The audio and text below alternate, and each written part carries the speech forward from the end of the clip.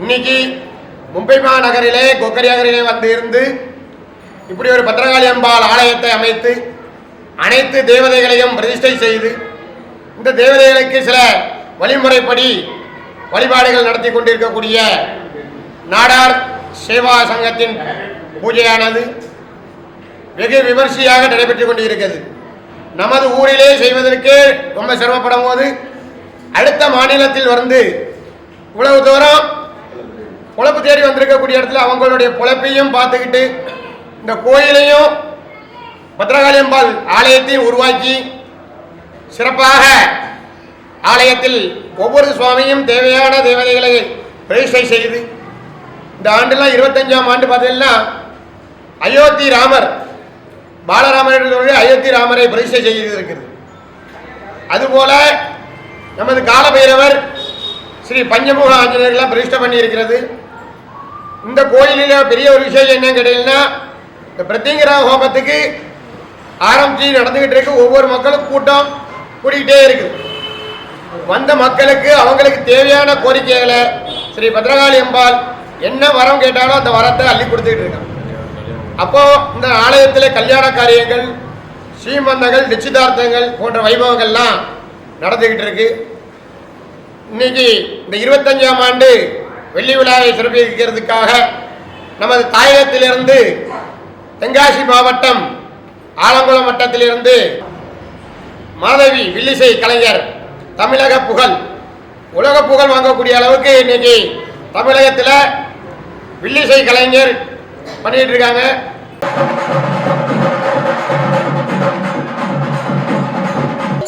அந்த காலத்திலே காடுகரைக்கு வேலைக்கு போவாங்க. அப்போ விவசாயம் பார்க்க காடுகரைக்கு வேலைக்கு போனாங்கன்னு சொன்னா இப்போ குடுக்கற மாதிரி சம்பளம் வந்து அப்போ கிடையாது. ஓசியில வேலை வைப்பாங்களா? நீ முதல்ல போவியா தாத்தா? நீ போக மாட்ட. 1 ரூபா குறைஞ்சாலே பேட்டின்னு இருப்ப. பிறகு நீ ஓசியில போற. ஆமா, எல்லாரும் ஒண்ணு கேட்க. அப்போ அதானே, அப்போ காடுகரைக்கு வேலைக்கு போனாங்கன்னா இப்போ இருக்க துட்டு கூலி அப்போ கிடையாது. அப்ப வேலைக்கு போறவங்களுக்கு கூலி என்ன தெரியுமா கொடுப்பாங்க?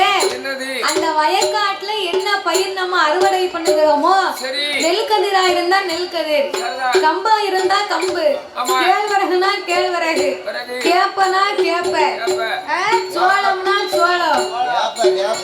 என்னத்த கேப்ப? கேப்ப கூலியா? கேப்ப கதிர்.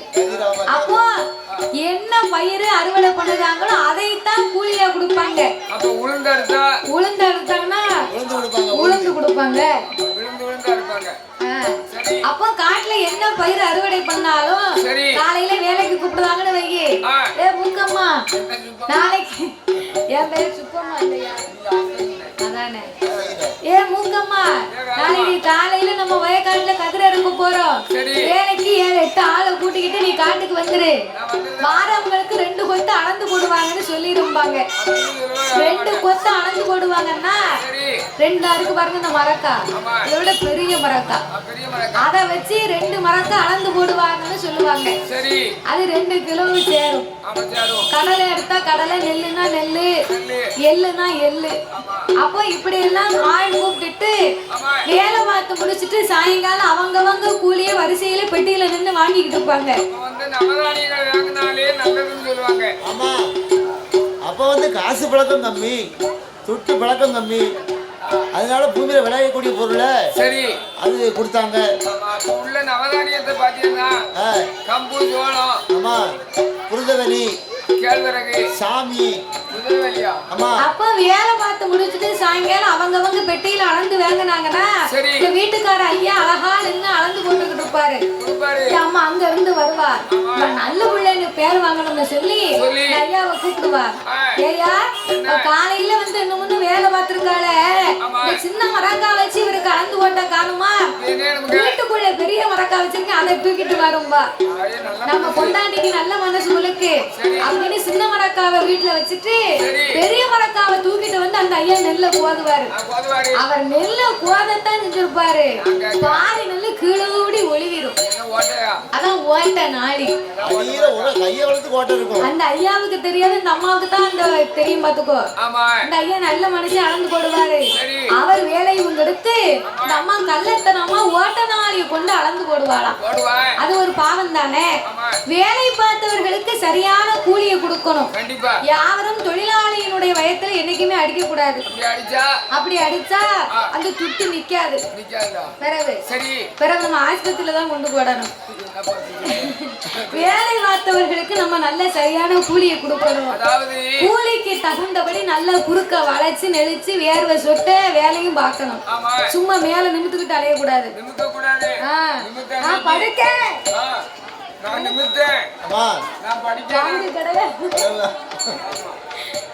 தோட்டத்துக்காரன் இடைஞ்சப்படுத்த கூடாது. ஆமா பரவே. புண்ணியவா நம்மள வேலைக்கு கூப்பிடுவான். புண்ணியவா அவனை கையெடுத்து 2 கையெடுத்து கும்பிட்டுட்டு வேலையை பார்த்துட்டு ஐயா 10 ரூபா காணல, கூட 10 ரூபா கொடுங்க ஐயான்னா அவர் கொடுக்க போறாரு. அன்புக்கு தான் அடிமையை தவிர யாருக்கும் அதிகாரத்துக்கு அடிமை கிடையாது. அதாவது கூலிக்காரனுடைய சம்பளத்தை எடுக்கலாம் எடுக்க கூடாதுன்னு சொல்லல. ஒரு கரெக்டான சம்பளம்.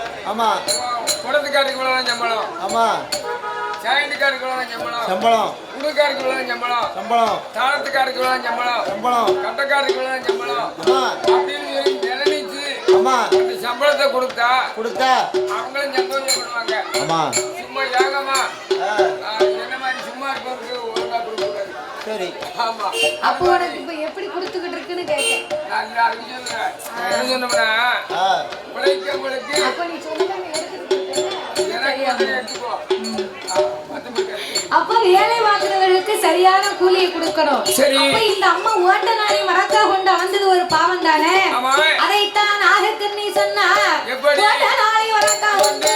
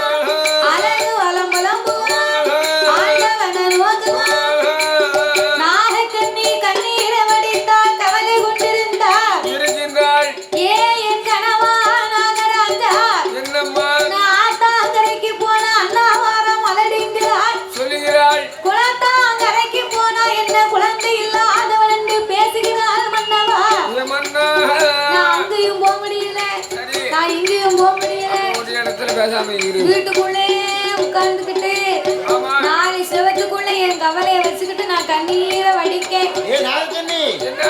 நீ உன் கவலையை சொல்லி அழுவுத. சரி. பெண்ணா பிறந்தவா கட்டி கணவன்ட்டு சொல்லி அழுவுத பிள்ளை இல்லைன்னு. ஆமா. நான் ஆனா பிறந்த ஆம்பளை. சரி. அதிகாலை 5 மணிக்கு எந்திரிச்சு அண்ணாச்சி கடையில போய் டீயை குடிச்சு 1க்கு 2 டீயை குடிச்சிட்டு 2 டீ குடிச்சியா? அந்த அண்ணாச்சி தான் இவ்வளவு தண்ணி உன் கடையில கவலை இருந்தா 2 டீ குடிப்பியா? ஏதோ டீ கட்டு இவ்வளவு தண்ணி தான் கிளாஸ். கவலைப்பட்டு 2 டீ குடிச்சாரா? அவன் 2 டீயை குடிச்சிட்டு அங்க பக்கத்துல டீ குடிச்சிட்டு இருக்கிற ஆளுக்க கிட்ட அண்ணாச்சி என்ன எனக்கு பிள்ளை இல்ல, சரி எனக்கு குழந்தை இல்ல அப்படி சொல்ல முடியுமா? அப்படி சொன்னா என்ன செய்வான்? காரி மூஞ்சில துப்பிடுவான். காரி மூஞ்சில துப்புவாங்க. அது ஒரு பக்கம் இருந்தாலும் சுத்தி இருக்கவங்க 4 பேரு 4 விதமா பேசுவாங்க. என்ன பேசுவான்? ஒருவன் சொல்லுவான், ஏல நீல ஒரு ஆம்பளையா? உனக்கு அறிவு இருக்கால? கிடையாது. கிடையாது. ஏல பவன் கல்யாணம் முடிஞ்சு 10 வருஷம் ஆகுது. மூத்தவளுக்கு பிள்ளை இல்லைன்னா அவளை டைவர்ஸ் பண்ணுடா. அவன் தங்கச்சி இருக்கா பத்தியா உன் குழந்தையா? அவளை கூட்டிக்கிட்டு வாடா, அவளுக்கு ஒரு பிள்ளை இருக்காரு பாப்போம். இப்படி சொல்லுடா, இந்த யோசனை இல்லாம தான் நான் உன்ன மாதிரி இருந்தா ஆடு விளக்க முடியும். அப்போ குடும்பத்துல நல்லா இருக்க குடும்பத்திலயும் நல்லா கும்மி அடிச்சுட்டு போயிருவாங்க. கும்மி அடிச்சுட்டு அதனால நானா பிறந்த ஆம்பளை எதையும் சொல்ல முடியுமா அம்மா? முடியாது முடியாது. அப்படி என்றா ஆட்சி தேர்ச்சி ஆறுதலை சொல்லும் போது அந்த நாகக்கண்ணியாகப்பட்டவா பிள்ளை இல்லாதவளை கொண்டல்லவோ மகளை இல்லாதவளை மறக்கவளை கொண்டல்லவோ நாகராஜ இடமதி எந்தரத்து பெண்களெல்லாம் 7 பிள்ளை தாயானா தந்தரத்து பெண்களெல்லாம் தாழப்புள்ள சூலியா பக்கத்து வீட்டுக்கார் 10 பிள்ளை வச்செடுத்து அடுத்த வீட்டுக்காரியா 6 பிள்ளை வச்செடு கஞ்சி இல்லாத பிள்ளை வச்செடுத்தா கையில் ஒண்டி காலம் ஒண்டி கையில் ஒண்டி காலம் ஒண்டி வழக்கு பார்த்தாரு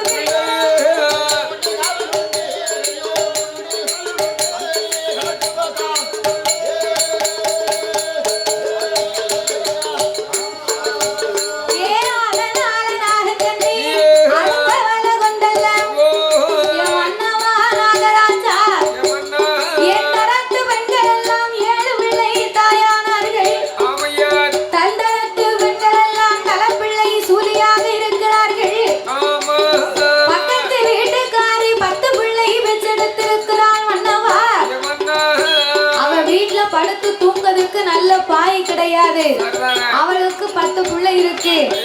ஆண்டவன் எல்லா செல்வத்தையும் எனக்கு கொடுத்துட்டு பிள்ளை இல்லாத செல்வத்தை எனக்கு ஒரு குறையா வச்சுட்டாரு அப்படின்னு நாகக்கண்ணி கவலைப்பட்டா.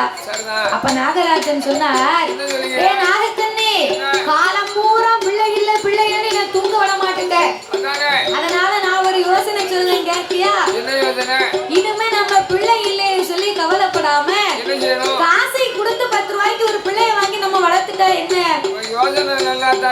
ஏ மன்னா, நம்ம எத்தனைதான் காசை கொடுத்து பிள்ளை வாங்கி வளர்த்தாலும் அந்த பிள்ளை நம்ம பெத்த பிள்ளைக்கு ஈடாகுமாயா? அதை அப்படியே நாமல் வாங்கி வளர்த்தாலும் என்ன ஆகும் தெரியுமா? தெத்தே கோரே பிள்ளை தெத்தே கோரே பிள்ளை பிள்ளை வாங்கி தெருவதிலே கொண்டு வீட்டோம் தெருவதுதான் நிறைந்திடுமோ தெரிந்த சனம் நம்மை மதிப்பார்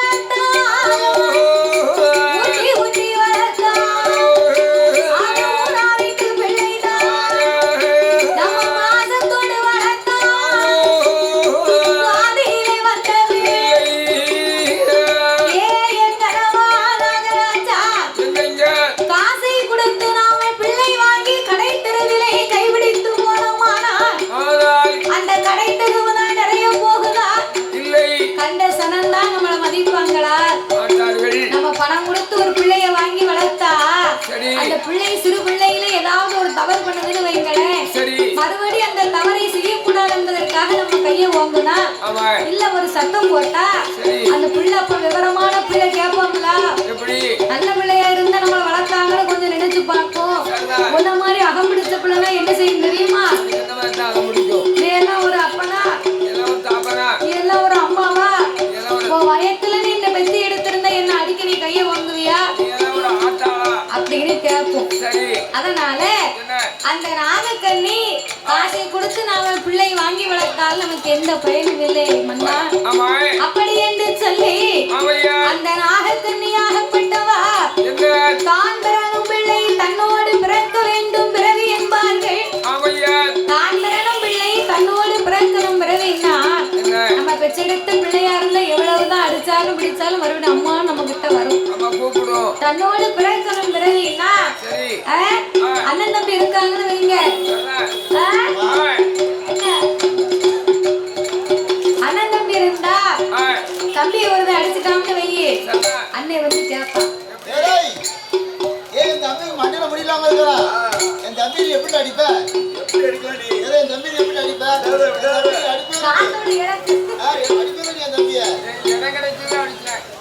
அப்படின்னு கேட்பாங்க. இல்ல இல்லாத இருக்கும்போது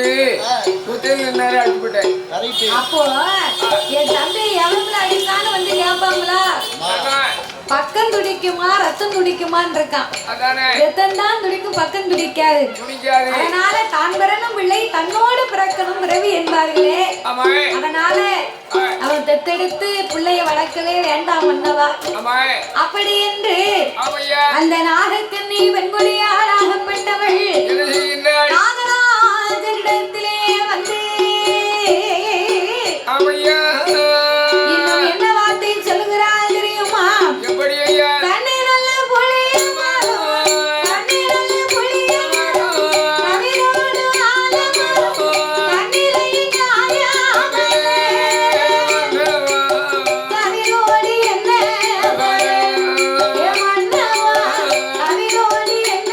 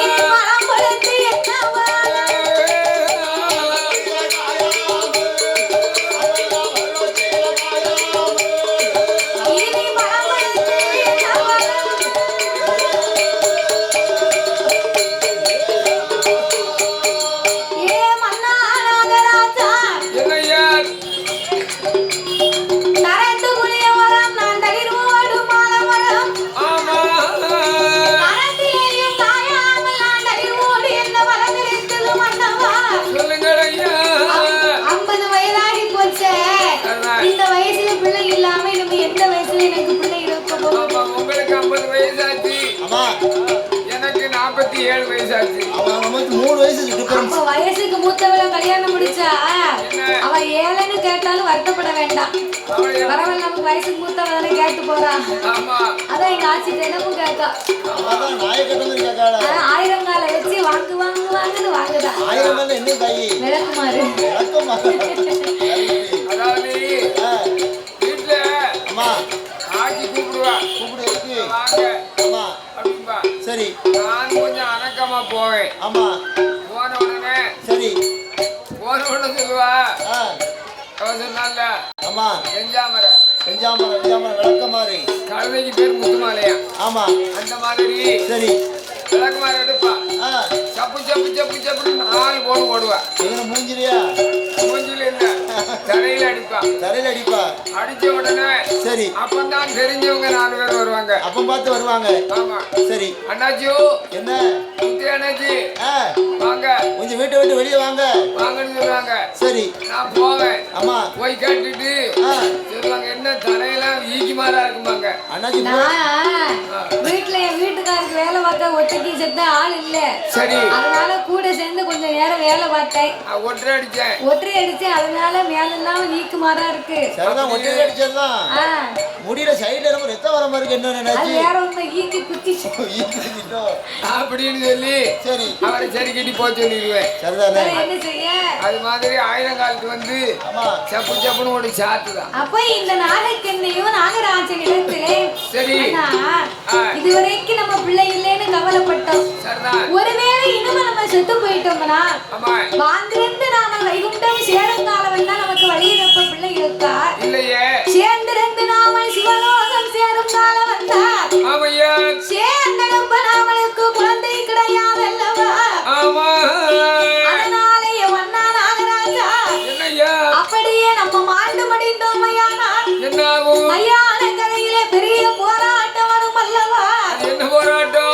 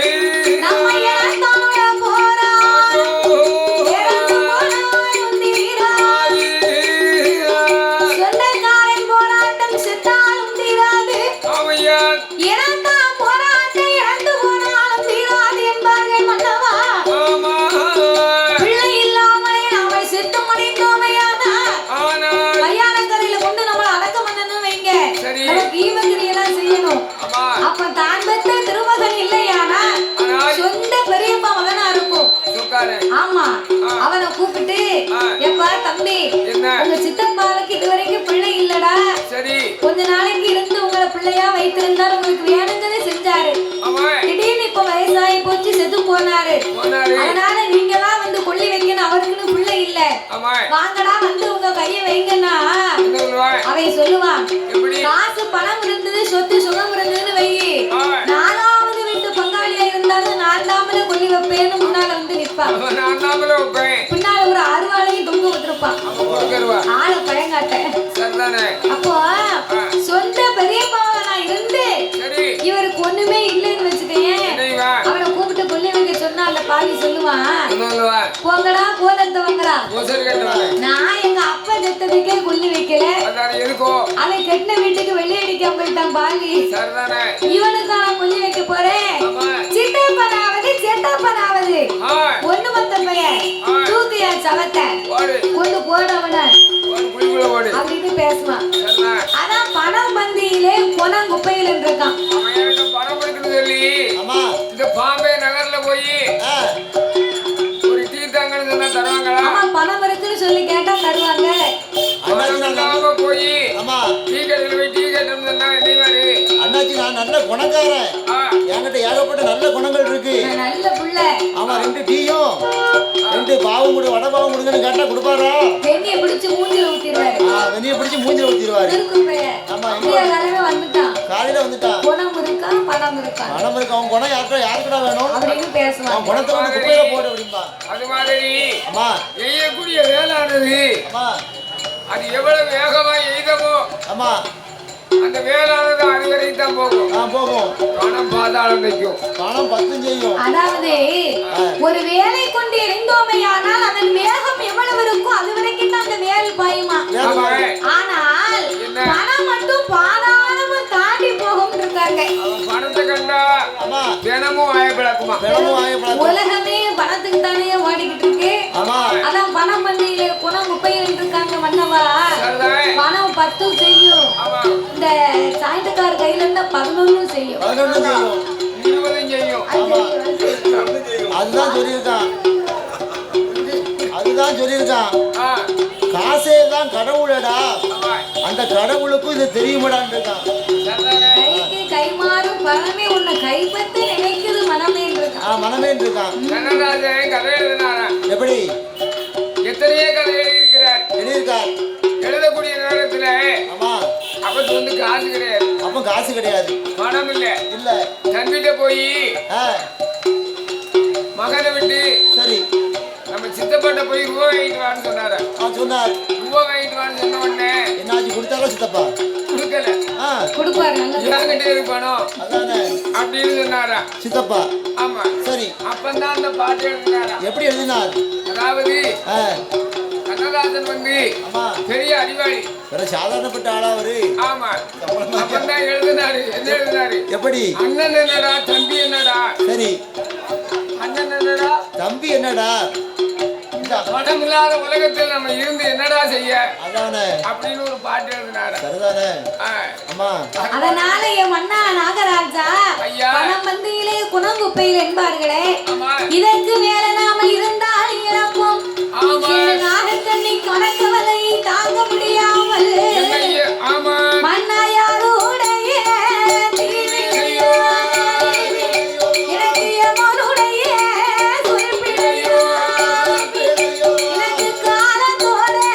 விதிப்படியோ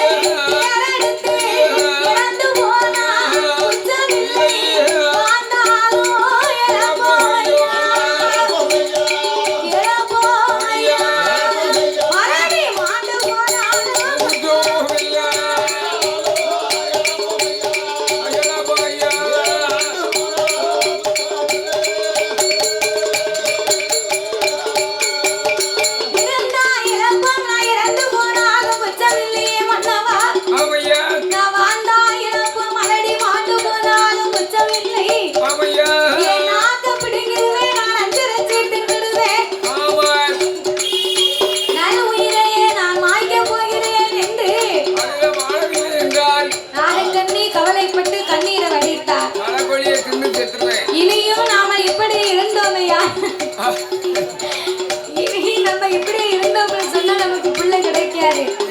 அதனால பிள்ளை வரம் நம்மளுக்கு வேணும் என்று சொன்னார். தீராத வினைக்கெல்லாம் தெய்வமே துணை என்று சொல்லுவார்களே.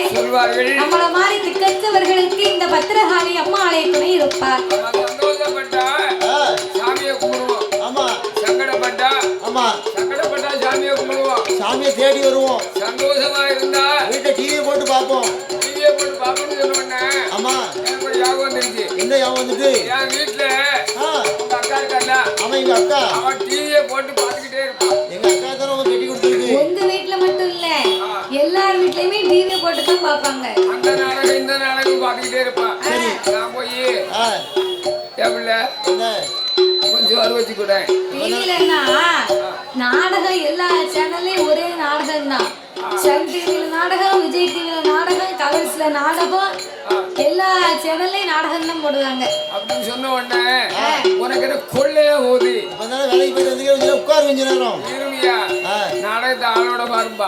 விளம்பரம் வரட்டும், இடவெளி வரட்டும். எனக்கு வயிறு வலிக்கு ஆமா சோறு வச்சு கொடுமே.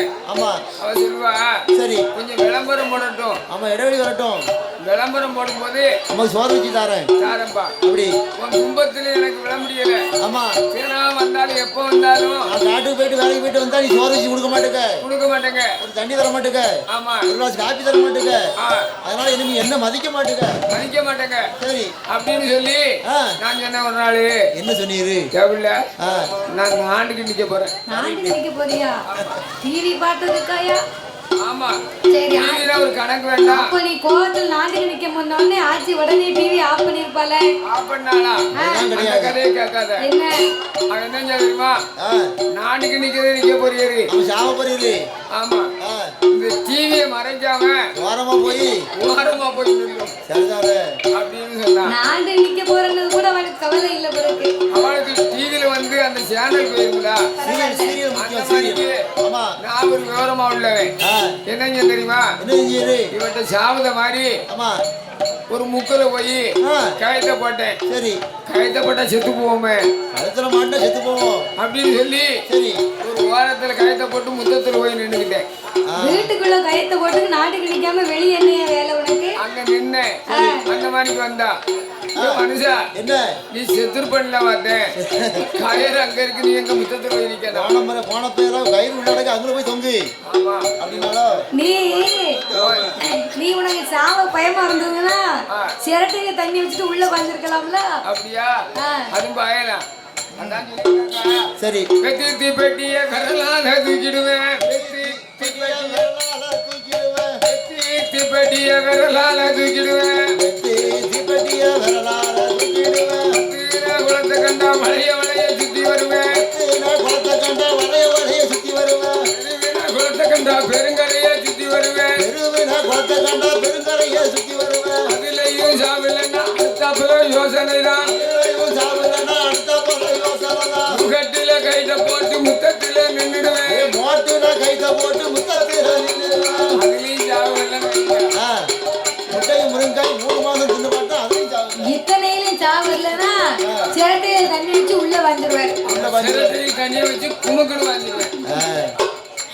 அப்போ இந்த நாகராஜனுக்கும் நாகக்கண்ணைக்கும் 12 வருடமாகவே பிள்ளை இல்லைன உடனே இனியும் நாமல் குழந்தை இல்லாமல் இருக்கணுமானால் இறைவனை எண்ணினாமல் தவம் இருந்தால் குழந்தை கிடைக்கும் என்று சொல்லி எப்படி தவம் இருக்க வருகிறார்கள். வெள்ளை சவா தலை முளைகி வெள்ளை சவா தலை முளைகி வெள்ளை சவா தலை முளைகி தாமம் முளைகி அங்கே விரதம் அது இறந்து வாராயந்து அங்கே விரதம் அது இறந்து வாராயந்து வெள்ளை சவா தலை முளைகி வெள்ளை சவா தலை முளைகி ஐயா வெள்ளை சவா தலை முளைகி ஐயா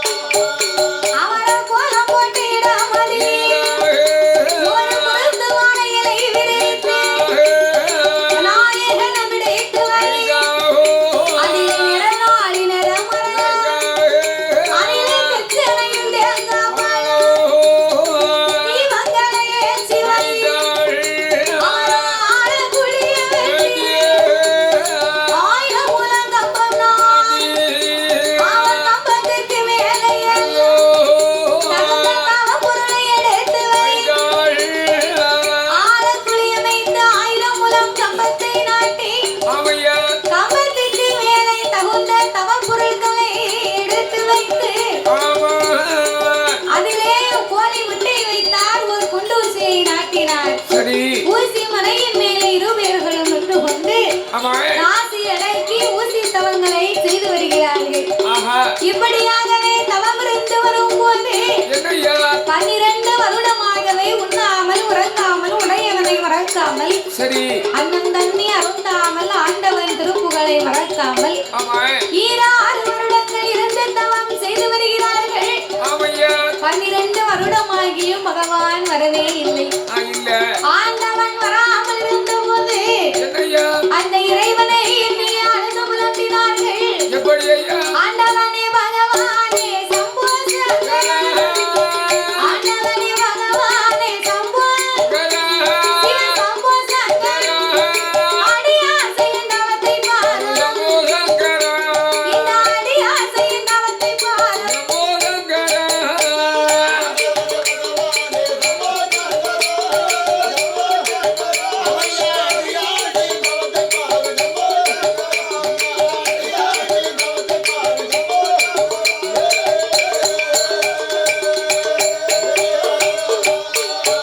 சாமி படியலக்கும் படியலக்கும் படியலக்கும் பரம்பொருளே சிவ சம்போ சங்கரா, மாலை செய்யும் தவத்தை பாரு, இந்த மாலை செய்யும் தவத்தை பாரு.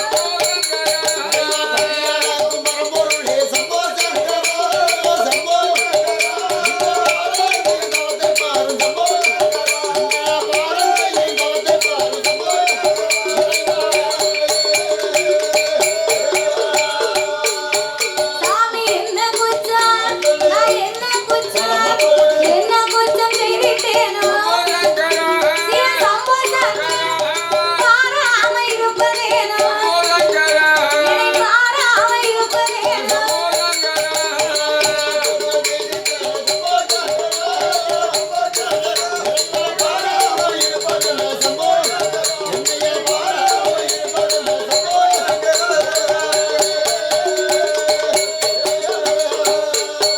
அவர்கள் தவமிருந்து வாரும்போது ஆடாதே கைலாசம், அங்கே ஆடுதையா செய்யுதையா, சாமி நகராதே கைலாசம், அங்கே நகர்ந்து வெள்ளை ஆடுதையா, ஆடாது கைலாசம் ஆடுகின்றது அசைகின்றது, நகராது கைலாசம் நகர்ந்து வெள்ளை ஆடும் போது அப்பதான் பார்த்தார் ஆண்டவனாகிய பகவான். ஒரு நாளும் இல்ல திருநாளாக கைலாசம் ஆடுகின்றதே ஏன் அப்படின்னு ஞானத்தினாலே பார்க்க நாகராஜ நாகக்கண்ணியனுடைய தவங்களை கண்டார். தவத்தை கண்டும் காணாதவரை போலவே இருந்தார். ஏன்னா நாகராஜனுக்கும் நாகக்கண்ணிக்கு இந்த சின்மத்திலே பிள்ளை இல்லை என்பது இறைவனுக்கு தெரியும். அப்ப இதை தெரிந்து கொண்டு இறைவனாகிய பகவான் ஒன்றும் தெரியாதவரை போலவே என்னைக்கும் போலவே அன்னைக்கு ஆண்டவே படியிழக்கவே பயணமாக வருகின்றார். அப்படி படியிழக்கவே பயணமாக வரும்போது பார்வதி சும்மா இருப்பாளா? அன்னைக்கு பார்க்க ஆண்டவனை கூப்பிட்டு, ஆண்டவா பரம்பொருளே, ஈரேழு உலகம் எல்லாம் நீங்க தினமும் இறையிழக்க போறீங்க. நீங்க தினமும் படியிழக்க போனா நான் பார்வதி தினமும் ஒத்தையில தானே இருக்கேன். அதனால நான் ஒத்தையில இருப்பதனால உங்களோட சேர்ந்து இன்னைக்கு உங்க கூட நான் படியிழக்க வரப்போறேன். அந்த டிவி சன் டிவி வச்சு எம்ஜிஆர் படமா பார்க்க வேண்டியதானே? அந்த காலத்துல டிவி இல்லல. அப்ப டேப்பர் கடை போட்டு டிஎம் சௌந்தரராஜன் பாட்டா கேட்க வேண்டியதானே? அதுவும் இல்ல. அப்ப செல்ல நோண்ட வேண்டியதானே? செல்ல நோண்டவா? இந்த டச் மொபைல் வந்ததே கேடா போச்சு. என்னாச்சு? வேற அப்பவே செல்லு வராத நேரத்துல செல்ல பார்க்க சொல்லுத. ஆமா. இந்த செல்லு என்னைக்கு வந்துச்சோ உலகமே அந்த செல்லுக்குள்ள தான் இருக்கு பாத்துக்கோ. ஆமா, செல்லு உலகம் பூரா செல்லு. உலகம் ஆரம்பிக்கிறதுக்கு முன்னாலே செல்லு இருக்கு. செல்லு இருக்கோ? என்ன செல்லு இருக்குன்னா? என்ன செல்லு? கோழி செல்லு. கோழி செல்லு இருக்கோ? ஆமா. என் வீட்டுக்காரி இப்படிதான் ஒரு செல்லு கேட்டா. போச்சு. அதனால டச் மொபைல் வந்ததுல இருந்து நாடே ஒரு மார்க்கமா இருக்கு. நல்லதும் இருக்கு கெட்டதும் இருக்கு. நல்ல விதமா பயன்படுத்தினா நல்லதே தரும், கெட்ட விதமா பயன்படுத்தினா கெட்டதே தரும். அதனால அந்த காலம் இந்த TV, table card, laptop, mobile இதெல்லாம் கிடையாது பாருங்க. அதனால பார்வதி ஒத்தையில இருப்பதனால உங்களுடைய வழி இழப்பை உமையவள் பார்க்க வேண்டும். பகவானோட வழி இழப்பை பார்வதி நான் பார்த்தார். ஏய் பார்வதி, இன்னைக்குமே நான் தானே போவே, இன்னைக்கு என் கூட வாரேன்னு சொல்லுகிறாயே, என்னோடு உன்னை அழைத்து செல்வதிலே எந்த குறையும் இல்லை. உலகத்தை ஒரு விதமாக படைத்தேன், உலக மக்களை பலவிதமாக படைத்திருக்கிறேன். ஒருவரை கூனாக படைத்திருப்பேன், இன்னும் ஒருவரை குருடாக படைத்திருப்பேன். கூன், குருடு, செவிடு, பேடு, நொண்டி, மூக்கரை. குழந்தை உள்ளவர்கள், குழந்தை இல்லாதவர்கள். ஒரு ஆளுக்கு இந்த உலகத்திலே பெரிய ஒரு வசதியை கொடுத்திருப்பேன். ஆனால் அங்குதான் ஒரு குழந்தை செல்வம் இருக்காது. இன்னும் ஒருவருக்கு குடிப்பதற்கு உப்பில்லா கூழ் இருக்காதம்மா, அவருக்கு நான் ஒரு கோட்டை பொட்டப்புள்ள கொடுத்திருப்பேன். நீ பெண்ணா பிறந்தவா, ஏழை மனம் கொண்டவா, அவருக்கு என்ன ஆச்சு, இவருக்கு என்ன ஆச்சு, அம்மா ஏன் இப்படி இருக்காங்க அப்படின்னு உன் வாயை வச்சுட்டு நீ சும்மா இருக்க மாட்டேன். அதனால நீ கைலாசத்துல இரு, நான் ஆண்டவன் போயிட்டு வரேன். ஆண்டவா, உங்க கூட வரும்போது நான் வாயை திறக்க மாட்டேன், மறுவார்த்தை பேச மாட்டேன். அப்ப உன் வாய் நான் சொன்ன உன்னை நான் நம்ப மாட்டேன். உங்க அண்ணே கோபால கண்ணை மேல சத்தியம் பண்ணி கொடுத்த என் கூட நீ படி வைக்க வாழ்ந்தாரு. பார்வதி ஆட்டு வந்து சம்மதித்து எங்க அண்ணே கோபால கண்ணை மேல சத்தியமா படியெழுந்து முடிக்கும் வரைக்கும் வாயை திறக்க மாட்டேன், மறுவார்த்தை பேச மாட்டேன். ஆணையிட்டு கொடுத்து ஆண்டவனும் பார்வதியும் இரேலும் உலகம் இல்லாம இறை இழந்து முடித்தார்கள். இறை இழந்து முடிக்க கண்ணு கட்டிய தூரத்தில் ஒரு ஆழ விருச்சகத்தை கண்டு பார்வதிக்கு ரொம்ப நடந்து வந்த களைப்பு. அதனால கொஞ்ச நேரம் ஆலமரத்து அடியில போய் அமர்ந்திருப்போமே அப்படின்னு ஆலமரத்தின் அடியிலே சென்று அமர்ந்திருக்க, ஆலமரத்துக்கு கீழே 10 ஆடு மாடு மேய்ந்து கொண்டே இருந்தது. மரத்துக்கு மேல ஒரு சின்னஞ்சிறிய பாலகன் இருக்கான் பாரு, டவுசர் போட்ட தம்பி, இவன மாதிரி ஒரு 10 வயசு இருக்கும் பாத்துக்கோ. அவன் மரத்துக்கு மேல இந்த ஆடு மாடுகளுக்கு கொலைகப்பு வேணும்னு முனிகப்புல உட்கார்ந்து அடிக்கப்பு வெட்டிக்கிட்டு இருக்கான். அறிவில சிறந்த பிள்ளை இல்ல, முனிகப்புல உட்கார்ந்து அடிக்கப்பு இருந்தா என்ன ஆகும்? அதனால விவரம் இல்லாம வெட்டுதான். முனிகப்பு இருந்து அடிக்கப்பு வெட்டினாமன்னா டப்புன்னு ஒடிஞ்சு கீழே விழுந்துருவானே. இந்த விவரம் தெரியாம அவன் முனிகப்புல உட்கார்ந்து அடிக்கப்பு வெட்டுவதை பார்வதி பார்த்தா. சரி, ஐயோ சின்னஞ்சிறிய பாலகன் முனிகப்புல உட்கார்ந்து அடிக்கப்பு வெட்டுதான். இவன் கீழே விழுந்தா பெத்தவளுக்கு பிள்ளையா போய் சேர மாட்டான். தரையிலே விழுந்தா இவன் தவிடுபடி ஆகிடுவானே. ஆண்டவா, அதெல்லாம் பாருங்க அந்த பையனை தெரியாம முனிகப்புல உட்கார்ந்து அடிக்கப்பு வெட்டிக்கிட்டு இருக்கான். நீங்க போய் காப்பாத்துங்க. காப்பியாத்த போறியா? காப்பி தான் இடையில ஆத்தி கொடுக்காங்களே, அப்புறம் என்ன காப்பி ஆத்தணும்? சுகரே போட வேண்டாம், சீனி போட வேண்டாமோ? சீனி போடாம நீர் போடுற காப்பி இனிக்குமோ? கசக்கும், சூப்பரா இருக்கும், குடிச்சு பாரு. நீ மாவாட்டின மாதிரி தானே இருக்கும் காப்பி. இடது கைட்டு தான் பரிமாறுவேன். அப்போ அந்த பாலகனை நீங்க போய் இப்பமே காப்பாத்துங்கன்னா. பார்வதி, என் கூட வரும்போது வாயை திறக்க மாட்டேன், மறுவார்த்தை பேச மாட்டேன், என்ன ஆச்சு? என்ன கண்ணுக்கு முன்னால ஒரு அநியாயம் நடக்கும்போது பாத்துக்கிட்டாயா இருக்க முடியும்? பார்க்க முடியாது. அந்த பிள்ளை கீழே விழ போறா, பெத்தவளுக்கு தான் தெரியும் பிள்ளையுடைய வேதனை என்னன்னு. முட்டை விடுத கோழிக்கு தான் தெரியும் பிட்டு வலிக்கும். நீ ஆம்லேட் போட்டு சாப்பிடுற ஆம்பாயில் கொடுக்க எவனுக்கு தெரியுமா? நான் ஃபுல் பாயில் தான் போடுவேன். நான் ஃபுல் பாயில் போட்டாலும் அந்த முட்டை எப்படி வந்துச்சுன்னு தெரியாது. அதனால பிள்ளைய போய் நீங்க காப்பாத்துங்கன்னா. அப்ப சிவன் என்னால முடியாதம்மா, அவன் விதி எப்படி இருக்கும் அப்படியே நடக்கட்டும், வா நம்ம போவோம். ஆண்டவா, நீங்க பிள்ளைய காப்பாத்தலாம், உங்க பின்னால வரமாட்டேன். சரி, ஒண்ணு செய்வோம். அவன் எப்படியே வெட்டு முடிந்து கீழே தான் விழ போறான். பிடிவாதத்துக்காக நான் காப்பாத்துக்கிறேன். ஆனா ஒண்ணு, அவன் கீழே விழும் போது என்ன பார்த்தா அம்மானு விழுந்தா பார்வதி நீ போய் காப்பாத்து. என்ன பார்த்தா அப்பானு விழுந்தா ஆண்டவே நான் போய் காப்பாத்துவேன். அப்போ 2 பேருமே பேசி முடித்தாங்க. பாலகன் வெட்டு முடிந்தான், கீழே வாரான். பையன் மேல கொப்பு கீழே, கொப்பு மேல பையன் கீழே. ஏ பாவி, உயிர் மேல ஆசை இருந்தா என்ன பார்த்தா அம்மான் இருக்கலாம், இல்லையே என்ன பார்த்தா அப்பான் இருக்கலாம். இந்த பத்திரகாளியை கூப்பிட்டு அந்த அம்மாவாவது போய் காப்பாத்தி இருப்பா. அம்மா வேண்டும் சொல்லவில்லை, அப்பா வேண்டும் சொல்லவில்லை, அப்ப என்னதான் சொல்லியிருப்பான்? அந்த அறியாத பாலகன் கொப்பு ஒடிச்சு கீழே விழும்போது அம்மான்னு சொல்லல, அப்பான்னு சொல்லல. அப்ப அந்த அறியாத பிள்ளை என்ன சொல்லி கீழே விழுந்திருப்பான்? நீங்க சரியா சொன்னா எங்க தாத்தா 100 ரூபாய் தருவாரு. இப்ப 100 ரூபாயா? ஆமா பரிசு இருக்கு. நான் கொடுக்கேன். எனக்கு என்ன 100 ரூபாய் கொடுப்பேன். நீ கொடு வீட்டுக்கு சும்மா போவேன். ஆமா யாருனாலும் தெரிஞ்சாலும் சொல்லலாம். அம்மானும் சொல்லல அப்பானும் சொல்லல. சரி வேற என்ன சொல்லிருப்பான்? கீழே விழும்போது விழுந்துப்பானோ? உன் வீட்டுக்காரியை காப்பாத்த போற கீழே விழும்போது அடிபடும் போது அம்மானு சொல்ல முடியாது அப்பான்னு சொல்ல முடியாது. ஆமா அப்ப என்ன சொல்லிதான் சொல்லி விழுந்திருப்பாங்க. யாருக்குமே தெரியலையோ? அவளை கவனமா கேட்டிருக்கீங்க, பரவாயில்ல, கரெக்டா சொல்லிட்டாங்க. சரி அவங்க சரியா பதில் சொல்லிட்டாங்க. ரூபாய் 500 100 சில்லறை கிடையாது, 500 ரூபாய்க்கு மாத்த முடியாது. அப்ப நான் தாரேன். நான் அடுத்த வருஷம் வரும்போது கொண்டுகிட்டு வரேன். ஆமா இல்ல உங்க அக்கௌண்ட் நம்பர் சொல்லுங்க, ஊர்ல போய் போட்டு விடுறேன். 100 ரூபாய்க்கு நாங்க அக்கௌண்ட் நம்பரை கொடுக்கோம் உங்களுக்கு. எங்களுக்கு தெரியாம எங்க அக்கௌண்ட் நீங்க பணத்தை எடுத்து நீங்க 100 ரூபாய் குடிப்பீன்னு அவங்க சொல்லல. அவங்களுடைய கவனம் வந்து கரெக்டா, அவங்க கவனமா செல்லுல கூட கதையை கேட்டிருக்காங்க. அதான் கணக்கு. அதனால பாலகன் அம்மாவென்றும் சொல்லவில்லை அப்பாவென்றும் சொல்லவில்லை, நான் சேட்டையவனா. இவ்வளவு சத்தமா பயந்து போய் கீழே செத்து விழுந்தா செத்துத்தானே போவான்.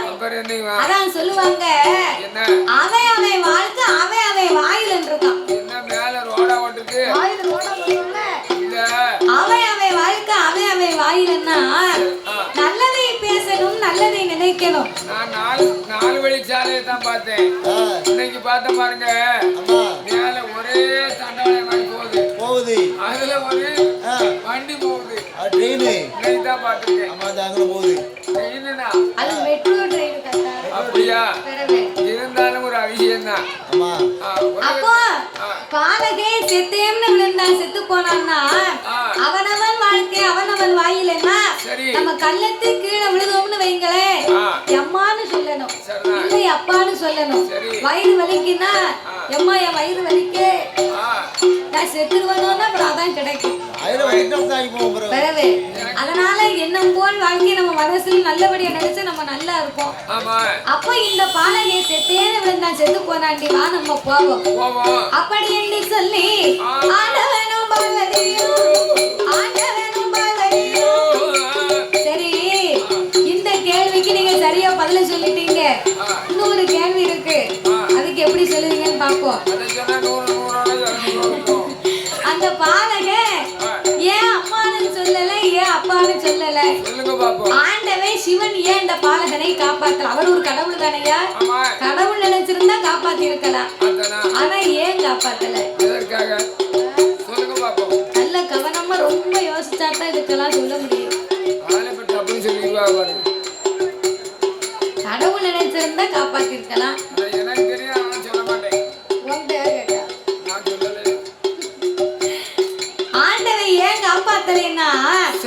இதுவரைக்கும் இந்த பாதையை நம்ம வந்த போன இந்த ஆலமரமும் இல்ல, இந்த பையனும் இல்ல, திடீர்னு இன்னைக்கு இப்படி ஒரு சூழ்ச்சியா தெரியுதுன்னு தன் ஞானத்தினால் அறிந்து பார்க்க கண்ணபிரானுடைய லீலை என்று தெரிந்து கொண்டு சிவன் காப்பாற்ற முடியாதுன்னார். பார்வதிக்கு இந்த விவரம் தெரியாது. கண்ணனை பத்தி கடவுளுக்குத்தான் தெரியும், கடவுளை பத்தி கண்ணனுக்குத்தான் தெரியும். அதான் அறியும் சிவன் ஒண்ணு, அதை அறியாதவன் வாயில மண்ணு இருக்கான். அரிசி அதனால அறியும் சிவனும் அதுல இருக்கிறார்கள்.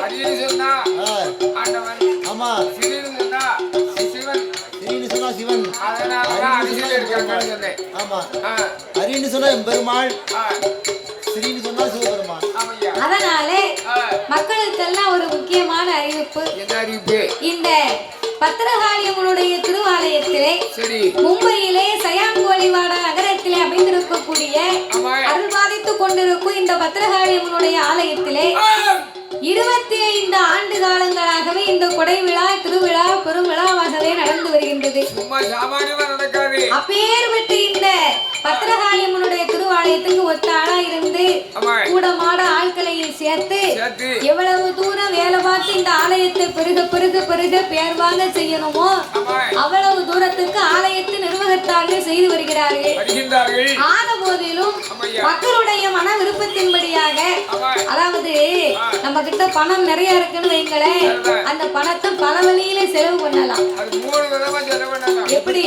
அதாவது நம்மள மாதிரி ஏழை மாணவருக்கு கொஞ்சம் பரிசீலிக்கலாம், இசை கலைஞர்களுக்கு செய்யலாம். அதே மாதிரி அவர் வயிற்றுதான் முதல்ல பாக்காரு. கொஞ்சம் பணத்தை செலவு பண்ணலாம். கோவிலுக்கு அன்பளிப்பு கொடுக்கலாம், அழகா கொடுக்கலாம். 1000 கொடுக்கலாம், 10,000 கொடுக்கலாம், 20,000 கொடுக்கலாம். 3 வழியில செலவு பண்ணலாம். ஆனா ஆலயத்துக்கு கொடுத்தவர்கள் யாருமே அழியா வரம் பெற்று இருக்கின்றார்கள். அதாவது கோவில் தொண்டே திருத்தொண்டு, தெய்வ தொண்டே திருத்தொண்டு என்பார்கள். அதனால ஆலயத்திற்கு கட்டளப்படி நடந்து கொண்டு இருப்பதனாலே மக்களுடைய மன விருப்பத்தின்படியாக ஆலயத்திற்கு தெய்வத்திற்காக செய்ய வேண்டும் என்று நீங்க நினைத்திருக்கும் பட்சத்திலே ஆலயத்திற்கு நன்கொடையை கொடுத்து மக்கள் எல்லாம் நன்கொடையை கொடுக்கலாம் என்று உங்களை ஆலயத்தின் நிர்வாகத்தார் சார்பாக பணிவன்புடன் கேட்டுக்கொள்கிறோம். ஒரு காரியத்துக்கு கொடுக்க கூடாது பணம். எதுக்கு? என்ன காரியத்துக்கு தெரியுமா? எதற்கு? அது உனக்கு தெரியவும் செய்யும், தெரிஞ்சு நீ கொடுக்கவும் செய்வ. அதனால நீ அதை பத்தி பேச. அதாவது ட்ரிங்க்ஸ் அடிக்கிறவங்களுக்கு கொடுக்க கூடாது. ஒன்னு அடிச்சிருப்போம், கூட ஒண்ணு குடிச்சாமனா கிறங்கி கீழே விழுந்துருவான். அதனால அங்க கொடுக்க கூடாது. 3 காரியத்துக்கு கொடுக்கலாம். அதாவது ஆலயம் என்பது வந்து கோவில் இல்லாத ஊர்ல குடியிருக்க கூடாதுன்னு சொல்லி இருக்காங்க. கோவில் வாழ்ந்தாதான் குடி மக்கள் வாழ முடியும். கோவில் வாழ குடி வாழ அப்படின்னு சொல்லி இருக்காங்க.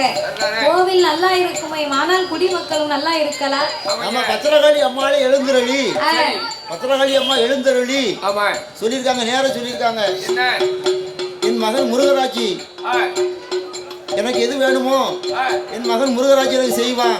சரி, பொதுமக்கள் முருகராட்சி பின்பற்றி அவர் என்ன செய்கிறாரோ அதை ஒன்னா உடன்பாடு செய்து எனக்கு செய்து வாருங்கள் என்று அம்மா பத்திரகாளி அம்மாளே எழுந்தருளி சொல்லியிருக்கா. அது போல நடந்துட்டு இருக்கோம். அதனால ஆலயம் இன்னும் இன்னும் பெருகுவதற்காக நாமளுக்கெல்லாம் அம்மா பாதுகாப்பாக வேண்டிய வரத்தை கொடுப்பார். குளம் ஆறு இல்லாத ஊர்ல இருக்காதுங்க. குளம் ஆறு இல்லைன்னு சொன்னா இருக்கக்கூடாதுங்க. குளமும் ஆறும் இருக்கணும். அதே மாதிரி கோவில் இருக்கணும். அதே மாதிரி அதனால இந்த பத்திரகாளியம்மனுடைய திருவாலயத்திற்கு ஆலய கட்டிடம் பணிக்காக இன்னும் மக்கள் எல்லாம் நன்கொடைகளை கொடுக்குமாறு ஆலயத்தின் நிர்வாகத்தார் சார்பாக பணிவன்புடன் கேட்டுக்கொள்கிறோம் ஐயா. அப்படியாகவே இருக்கும் போது நாகராஜனும் நாகக்கண்ணையும் தவம் இருக்கக்கூடிய நேரத்தில் அங்கே ஆண்டவனும் அந்த நல்ல வேளையில் கைலாசம் போவோம் என்று நடந்து கொண்டு வாராரு. வருகிற வேளையில்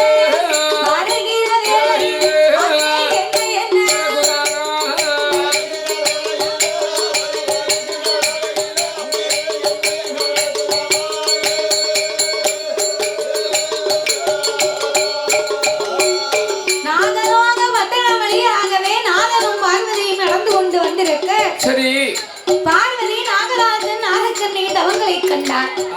ஆண்டவா பரம்பொருளே, இந்த நாகம் கண்டு இப்படி தலைகீழ நின்று தவம் இருக்கிறாங்க, இவங்களுக்கு என்ன வேணுமா? ஏன் தவம் இருக்கிறாங்க? உள்ள விவரத்தை சொல்லுங்க.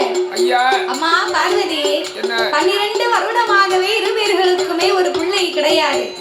பிள்ளை வரத்துக்காக தாண்டி என்னை நினைத்து பெரிய தவம் இருக்கிறாங்க. ஆண்டவா, ஒரு குழந்தை வரத்துக்கா இப்படி ஒரு தவம் இருக்கணும்? பிள்ளை இல்லாத இருவேர்களுக்கும் நீங்க இப்பவே கண்டிப்பா குழந்தை வரத்தை கொடுக்கணும். பார்வதி, பிள்ளை வரம்னா சாதாரணப்பட்ட வரம் இல்ல, சும்மா நினைச்ச உடனே கொடுக்க முடியாது. அவங்க போன சென்ம பாவ புண்ணிய கணக்கு பார்த்தா தான் கொடுக்க முடியும். அப்படியானால் கணக்கை பார்த்து நீங்கள் கை குழந்தை கொடுங்கள் என்று அந்த பார்வதாதேவி சொன்ன போது சீராக கணக்கெழுதும் சித்திர உத்திரனை நாரை வரவழைத்து அந்த நாகராஜ நாகக்கண்ணையின் கணக்கை பார்க்க போல ஒரு சென்மத்தில் நாகமொழி ராஜமான் ஏழவனாக இருந்து 8 மாத சூழ்மான் அப்பாலை அரங்குயிர வாய்ந்து மாலை கொண்ட தோசத்தான் அலை ஒன்று கிடையாது நாகக்கண்ணி வெண்கொடி போல ஒரு சென்மத்தில்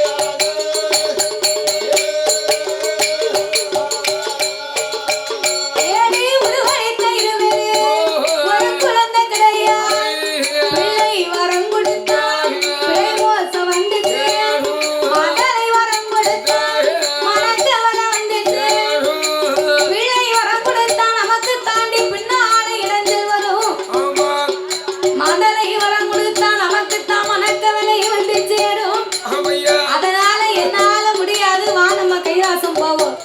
ஏன் ஆண்டவா, என்ன மாதிரி ஒரு பெண்ணும் தவம் இருக்காங்க, உங்களுக்கு கொஞ்சம் கூட மனசு இறங்கல. பெண்ணை கண்டா பேய் மனம் இறங்கும்னு சொல்லுவாங்க. உனக்கு கொஞ்சம் கூட இறங்கவில்லையா ஆண்டவா? சாமி கல்லாயம் மலரே, கல்லாயம் மலரே, மலைகளம் இறங்கலையா, இளமாயம் மலரே, இளமாயா, எல்லளவு இறங்கலையா.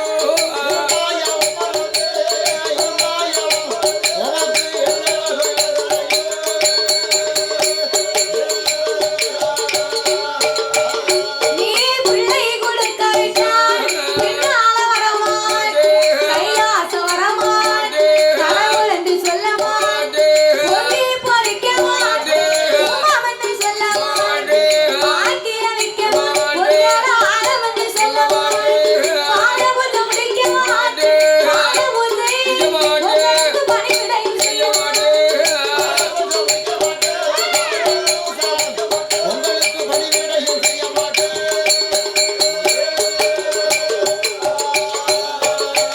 ஏன் ஆண்டவா, நீங்க மட்டும் இப்ப பிள்ளை கொடுக்கல, நம்ம பின்னால ஒரு அடி எடுத்து வைக்க மாட்டேன். குழந்தை கொடுக்கவில்லையான உங்க கூட நான் வர மாட்டேன். என்னைக்கு உங்களை எதிர்பார்த்து பாத பூஜை முடிப்பேன், வழிவிடைய செய்வேன். இனி உங்களுக்கு எதுவுமே கிடையாது. அப்படி என்று ஆதிசக்தி சொன்னபோது, நீ எவ்வளவுதான் சொன்னாலும் என்னால குழந்தை வரமே கொடுக்க முடியாது பார்வதி. வா நம்ம கைலாசம் போவனார். பார்வதாதேவி பார்த்தார், இனி நாம இவரை இப்படியே விடக்கூடாது. நாகராஜனுக்கும் நாகக்கண்ணிக்கும் கண்டிப்பாக குழந்தை கொடுக்க வேணும் என்று அந்த ஆலமரத்தை சின்ன பையனை காப்பாத்து சொன்ன இவரை காப்பாத்தல. இன்னைக்கு இவர்களுக்கு கண்டிப்பா பிள்ளை வரத்தை கொடுத்து விட்டு தான் நம்ம கைலாசம் போறோம். என்ற அங்கார கோபம் கொண்ட ஆதிசக்தி என்ன சொல்கிறா தெரியுமா? ஏ ஆண்டவனே பகவானே, ஆண்டவனே பகவானே, நீங்க இப்ப கொடுத்தாருக்கா, நிச்சயமா நான் கொடுப்பேன். பகவானும் கொடுத்தாரு, ஆண்டரியா நான் கொடுப்பேன். கடவுள் நீங்க கொடுத்தாருக்கா, கடவுள் நீங்க, சாமி கண்டிப்பா நான் கொடுப்பேன். சுவாமி கண்டிப்பாக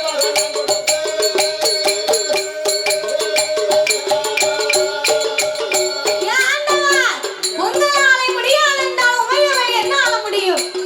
கடவுளால் முடியாதென்றால் கண்ணன் தங்கையால முடியும். ஏய் பார்வதி, என்னை எடுத்து 2 பேருக்கு பிள்ளை வரம் கொடுக்க போறியா? அப்படி வரம் கொடுக்க போறேன் என்று சொன்னதனால பிள்ளை இல்லா 2 பேருக்கு நீயே 8 பிள்ளையா பிறக்கணும் போ. ஏன் ஆண்டவா, ஒரு நாகத்தின் வயத்திலே பார்வதி நான் கருவாய் சனிக்க சட்டம் கிடையாது. கருவச்சு பிறக்குமானால் அது தெய்வமும் கிடையாது. மாற்று வரங்களை தந்தால் மட்டுமே நான் பிள்ளையாய் போய் பிறக்க முடியும் ஐயா. எல்லா தெய்வங்களும் வயிற்றிலே பிறந்தது உண்டு. உண்டு. இந்து தெய்வங்கள் ஆமா. எந்த தேவதையாவது கருவுற்று பிறந்த சரித்திரம் உண்டா? கிடையாது, கிடையாது. முருகப்பெருமான் அவதரித்தார். எப்படி? அதாவது சிவனுடைய வச்சு கண்ணிலே பிறந்தார். அதாவது சரவண பொய்கையில் வளர்ந்தார். சரவண பொய்கையிலே ஆமா. 6 பொறிகளாக பிறந்து பிறந்து 6 முகமாக போய் அவதரித்தார். அதே மாதிரி ஆமா. பைரவர் பிறந்தார். எப்படி பிறந்தார்? பைரவர் வந்து சிவனுடைய அம்சத்திலே ஆமா. அதாவது அந்த பாறையில் பிறந்தார். சிவனுடைய அம்சத்திலே பிறந்தார். அதனால கருவச்சு பிறக்குமானால் அது தெய்வமாகாத அந்த எனக்கு மாற்று வரங்களை தாரும் என்று சொல்ல, அப்படியானால் ஆடி கையிலே இருந்த அமிர்தம் என்னும் 8 கலசங்களை வரவழைத்து நாகராஜனுக்கும் நாகக்கண்ணிக்கு வரமாக கொடுத்து 21 நாள் அரை மண்டலங்கள், 48 நாள் ஒரு மண்டலங்கள் வரைக்கும் அவங்க 2 பேரையுமே நீ பூஜை இருந்து வர சொல்லு. 48 நாள் ஒரு மண்டலத்துக்குள்ளாக உன் 1008 சொருபத்திலே அரை சொருபத்தை எடுத்து கரு உருவாக சனித்து நீயே கை குழந்தையா பிறக்கணும் போ என்று வரம் கொடுத்து பார்வதி அமிர்தம் என்னும் 8 கலசங்களை வரவழைத்து நாகராஜனுக்கும் நாகக்கண்ணிக்கு வரமாக கொடுக்க அவர் அரண்மனையிலே கொண்டு வந்து மேல வாசல் கோட்டையிலே வட்ட வடிவமாக அடுக்கி தன்னுடைய நாக உடலை சுத்தி அவங்க பணத்தை மேலே விரித்து 21 நாள் அரை மண்டலம், 48 நாள் ஒரு மண்டலம்